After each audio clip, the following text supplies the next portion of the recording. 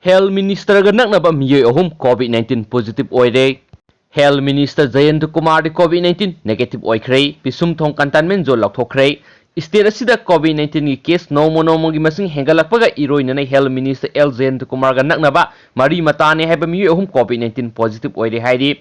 Pauksi esina phangba paw amagi matung ina positive oiraklaba miyoi ahum asi Health Minister gi Makhuragi Macha singni makoi punamak pisum thong ainam lekai degini hairi. Positive oirakpa asigi matangna phangba paw amagi matung ina Health Minister ga naknaba mari matane haiba positive oiraba mi ahum asigi manungna mi amadi tha asigi sachat kunga mari da accident gi thawdo amaga mari leinana layengnaba sijo hospital da pukat ki hairi miyo asi singnabadagi COVID-19 test tawrubada ngarang positive oire haiba khanglakibane.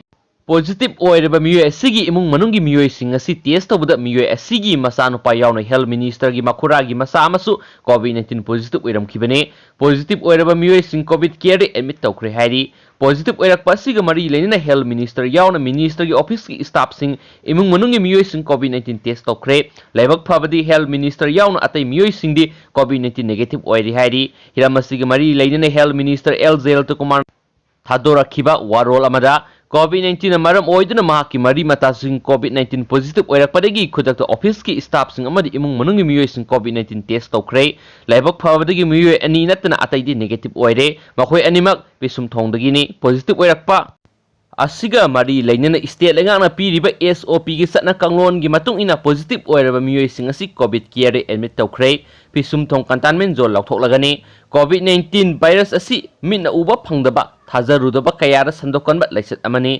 Laiset asi mathang kanada sandorakadagi tamanga ngamde.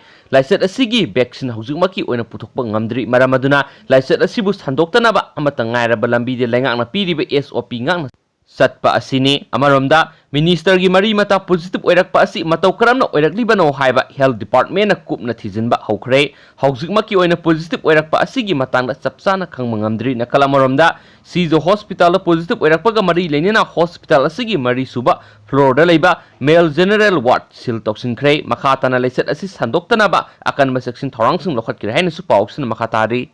Atopa maruiba paw amana CM biran COVID-19 test negative oire pawmi singna test tawninglabadi athuba matamda khudongchaba pigani CM.